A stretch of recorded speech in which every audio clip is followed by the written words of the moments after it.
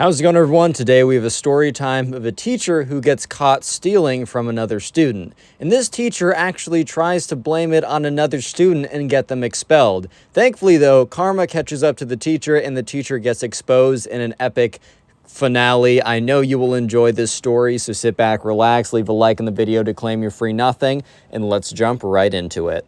So we're going to call the subscriber who submitted this story Aaron. So anyways, right, Aaron was a senior in high school. So it was senior year, and it was about midway through high school when this whole thing went down. And Aaron had a teacher, and what should we call the teacher? We're going to call her Miss Karma. We're going to call her Miss Karma because karma happens to Miss Karma, and I thought that'd be pretty funny. So anyways, Miss Karma was a pretty normal teacher. She was on the younger side. I think she was in her early 30s, and for teachers, a lot of them are a lot older, right? So she was on the younger side, and this story all happens one day when another student, who we'll just happen to call Ben, walks in the class and is like, kind of freaking out a little bit. And so everyone's kind of like looking at him, kind of confused why he's freaking out. And that's when he exclaims to everyone that, oh my God, like my laptop has been stolen. And the thing was, right, basically what happened was Ben left his bag in the room overnight, so in the classroom overnight, and forgot his backpack, so he just thought, okay, well, when I get to school tomorrow, it's fine. So Ben walked into the classroom that day, sat down at the seat that he normally sits at. His bag was there, but when he opens it up, his laptop is not there. And it wasn't like he took out his laptop and left it somewhere else. No, he left his laptop in his bag as he always does. So the fact that the laptop is no longer in the bag means it's likely that it's been stolen. So yeah, sure enough, everyone in the class is, alerted to this, as this is pretty serious. This is a fairly big deal. I mean, a laptop is no inexpensive item. If his backpack was stolen and there wasn't a laptop in it, or his jacket, or something along the lines of that, I don't think there would have been as much seriousness brought to the situation, even though, a jacket and backpack are not like dollar store expenses. You're not going to pay 50 cents for a jacket.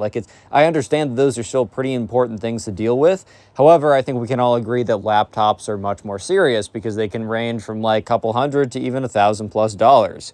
So yeah, right away, this was kind of made a serious event. And the teacher, Miss Karma, was like, all right, well, Ben, how about you go to the front office, file an official report, and hopefully, they'll be able to find your laptop or whatever. So Ben was freaking out a little bit because it was his home personal laptop.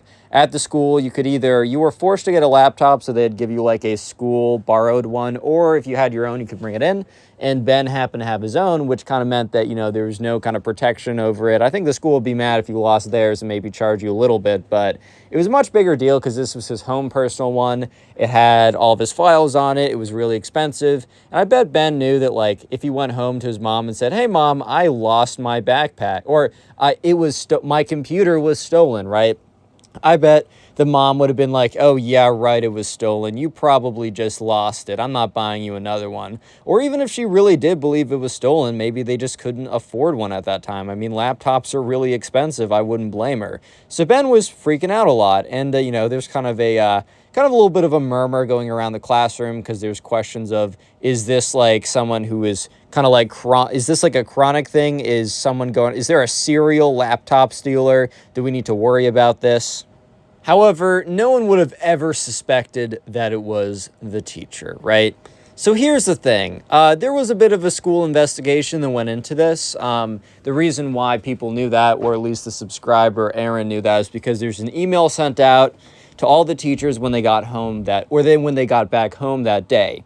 So anyways, right, there's an email. It basically said something along the lines of, hey guys, or not hey guys, hey, what's up guys? No, but they were like, okay, we want to let everyone know that, there's recently been a laptop theft. We don't know if this is a one-time occurrence or if this is a kind of a case of multiple laptop thefts. Or basically what we're trying to say is that, kind of be really aware of your laptops. Please don't leave anything out of sight, and especially don't leave anything overnight because there's a chance that, it'll be stolen. Once again, we remind you that in your contract or whatever that we told you, whatever you bring on school property is not the responsibility of the school. kind of stuff along the lines of that, right? So at this point, it kind of seemed like, okay, maybe there's like a serial laptop stealer or whatever. Okay, so let's go to the perspective of Miss Karen. Karma, not Miss Karen, sorry. Obviously, I don't know what her exact POV is, because Aaron does not exist in Miss Karma's head, believe it or not. But Aaron, from future details, can make the assumption that at this point, Miss Karma, just spoiler, right? She stole the laptop. And the reason why she stole the laptop is because she wanted to sell it for money. That will be exposed later on, but wait until then because it's pretty epic. But anyways, right, at this point, I think Miss Karma is starting to realize that, if she doesn't get ahead of this, that there's a chance they'll figure out it's her. Which, in retrospect, I don't personally, from my perspective, from the details I was given, I don't think the school would have ever figured out who it was. I think Miss Karma would have been scot-free unless she did something stupid, which she ends up doing, but whatever, right? So Miss Karma decides that she needs to blame it on someone. So there's a kid in the school, and we're going to call this kid Alex, right? And Alex was not known as being the best kid. Yeah, so anyway, sorry, it just deleted all the audio I just recorded. Anyways, so Alex, he was kind of known as having a bit of a history. He was kind of known as being more of a, I don't want to say a troubled kid, but he had been in trouble a lot. At this point, Alex was on really thin ice. And in the last couple months, Alex had been doing better, but he had had a really long, extensive history. The reason why Miss Karma knew about this was because basically she was informed by the principal when Alex entered his class. I think the principal was kind of giving every teacher a heads up of this guy's past history, just so they could teach better knowing such, I think. And anyways, Miss Karma had a devious idea. The funny thing is, or the ironic thing is, it was this complex plan to get Alex in trouble as the person who stole it was actually the way that she got in trouble and she got exposed. So what ended up happening was Miss Karma, when she stole Ben's computer, she sold it and she went on some, I don't know if she used Facebook Marketplace, eBay, or maybe some other third-party service. But what happened, right, was she sold this to someone else and she's already got the money. But the thing is, right, this was the only transaction she's ever made on this account. So what she ended up doing was she went in and, changed the details on this account from her name, Miss Karma, to Alex's information and went through everything. Well, here's the thing. She thought she changed everything, but there was one detail that she forgot to change that would end up screwing her up later. Anyways, though, so sure enough, she changes up all those details. And I know at some schools, the Chromebooks or whatever laptop that they give you, if it's issued by the school, you're allowed to take it home and it's basically yours for those 4 years. At this school, I think they've had too many instances of kids dropping their Chromebooks off the 4th floor of their house, that they're just you know what? We keep it for the weekend. You can have it during the weeknights to do homework, but we're keeping it for the weekend. Kind of a weird rule, but I guess it's the school's laptop, so they get to choose what they want to do with it. Basically, that meant that Miss Karma had access to everyone's Chromebook if they had it, if they left it over the weekend, right? Or because they had to leave it over the weekend. But she only had access to kids who had Chromebooks. However, Alex had one of the Chromebooks. He rented out a computer from the school because he didn't have his own. So what Miss Karma did one weekend, and these details were all revealed after the fact, right? What she ended up doing was she logged into the accounts because these accounts were really kind of the students' computers. I know a lot of schools, they give out Chromebooks or whatever. It's kind of yours, it's your computer, quote unquote, for 4 years, and then the school takes it back or whatever. Or you can buy it at the very end. I don't really know how it works too much, but this school was a little bit different. It was really the school's computer that you were renting out, basically. So for that reason, Miss Karma just knew everyone's passwords or whatever. Because I think her class was the only one that needed the computer for some kids or whatever. So I don't totally know the details. Either way, she got access into the computer. And she went into Alex's account, went into his Google, logged into whatever he was using, right? For this, logged into the service that you could sell stuff, probably more locally, right? And she entered in the password to her account. And remember, her account just got all of its information changed to, her name, or from her name to Alex's name. So anyways, what she does after this and says, basically on Monday, goes up to the principal and is you know what? I was just doing a little bit of routine checking to make sure kids aren't looking at, anything too sussy among us in class. Yep, she said that.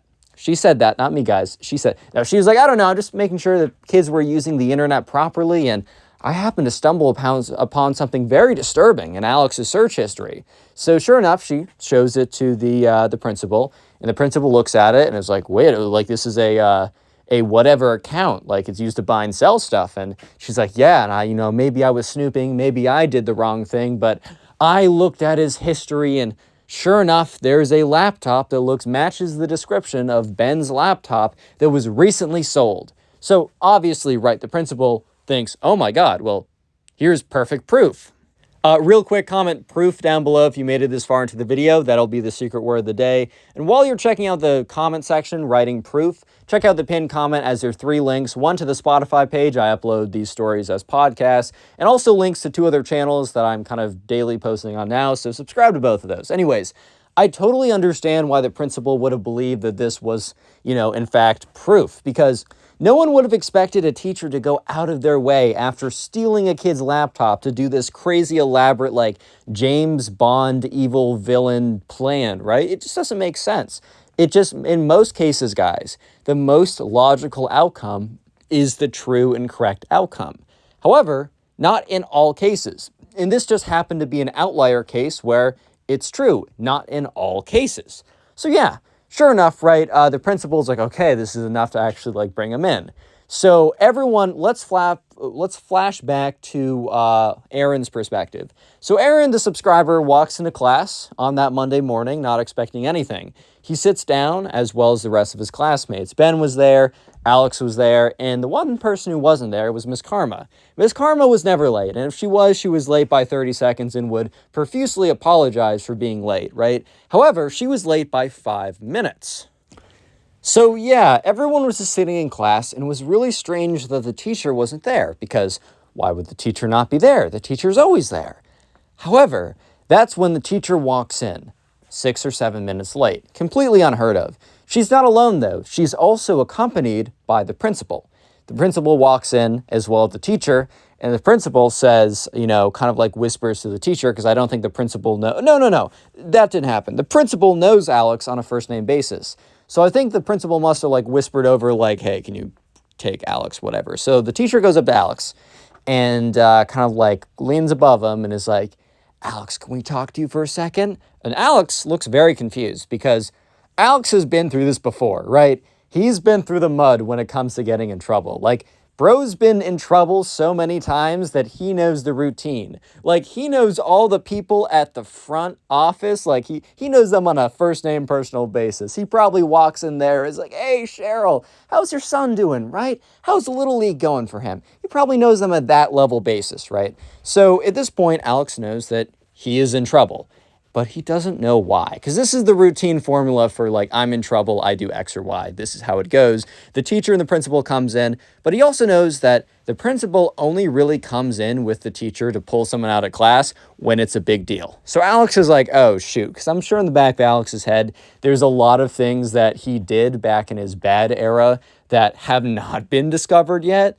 And it was probably something that he thought, oh no, they went back and they figured out it was me, I'm screwed. But Alex also just kind of is you know what, I'm not going to incriminate myself. I'm smarter than that. I'm probably not going to say anything.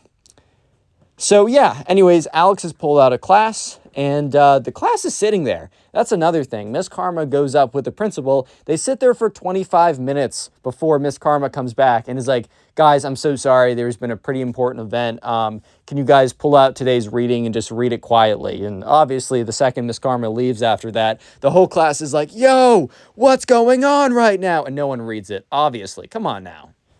So obviously people are talking. There's a big murmur. I don't think people necessarily put it 2 and 2 together that Alex was being framed for, taking Ben's stuff. However, people knew that Alex had a little bit of a quote unquote history.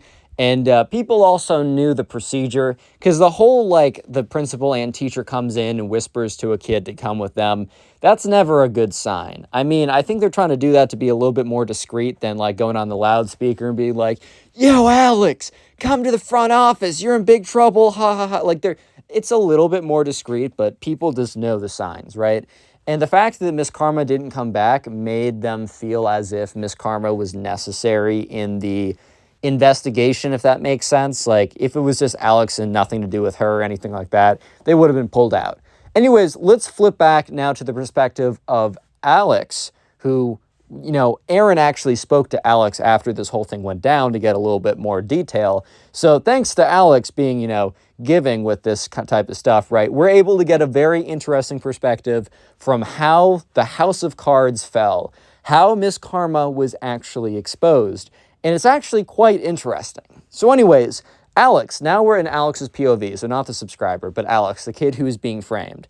From his perspective, he's walking up, and the principal and Miss Karma are all walking up to the front office. Alex in his head is like, what? What did I do now? Like, I don't even know. Like, every other time, Alex, when he was caught, he was like, ah, crap. Like, he knew what he did, bro. He was like, all right, fine, you got me.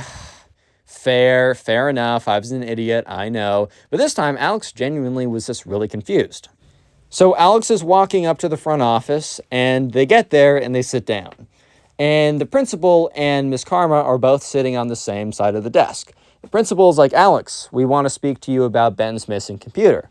And Alex immediately realizes this is not about the thing he was thinking of that he did like 6 months ago that he had not been caught for yet. So he's like, okay, it's not that, phew.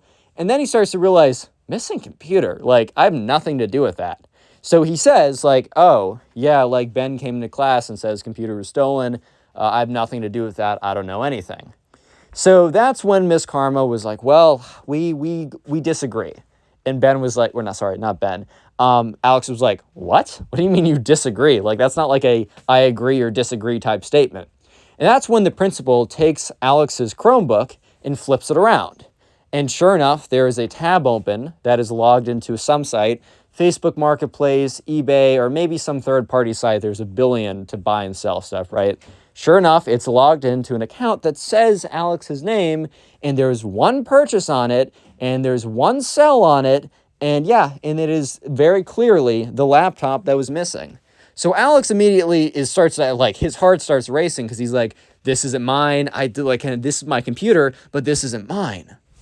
So immediately Alex is like, this is not my account. Like, I know it doesn't look like that, but this seriously isn't mine.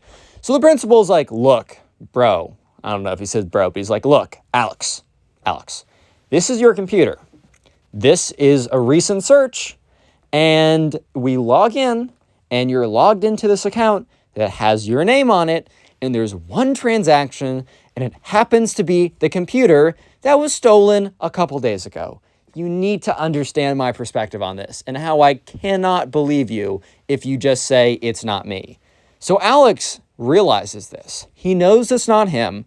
It looks fishy and suspicious, but he just can't realize, right? He can't, like, he's just like, this is so good. Like, whoever did this to me, and he's like half thinking that he must have been in some sleep trance or whatever doing this, or half he was going insane. But also, if he was being set up, that someone had done a perfect job. Well, here's the thing. It was a near perfect job because there was a slight error. I don't know what site this was used. I actually don't think this was eBay or Facebook Marketplace because there was some section on the account that had a recent revision history, like a recent changes tab, almost like in Google Docs how you can see your recent changes. Because Alex was going around just trying to figure out if there was something wrong. Because he's like, this is not my account, like, what is this? So he goes through, the name says Alex, and it's like, there's an order, and it's all this, all the information looks like him, right? There's not a lot of slots for information, but that's when he went into, like, revision history for, like, information or something. I don't really know what site has this, but, like, yeah. So that's when Alex is like, wait a minute. And the principal's like, what? He's like, and he clicks into revision history. And Miss Karma is watching the whole thing. And Alex was not looking at Miss Karma's face because he was focused on looking frantically for some type of proof to show that it wasn't him. But he can only imagine the look on Miss Karma's face, right? Basically the look of, I'm about to get exposed. And when he opens up revision history, it shows the original account name. The original account name was Miss Frickin' Karma, baby. It was her the whole time. So yeah, sure enough, he shows this to the principal. The principal is like, and he kind of looks at it, and he like is in complete disbelief because he sees what's in the revision history, and he looks at Miss Karma, and Miss Karma refuses to make eye contact with him. Yeah, so shortly after Alex was dismissed, he didn't have to be there anymore, and a couple days later, Miss Karma was no longer their teacher, and they got a new teacher. Alex and the subscriber Aaron spoke about this afterwards, and they shared both their perspectives, and that's how we got today's complete story. Do me a favor, and if you're not doing anything, click on the video on screen right now. It'll help me out a lot. Bye.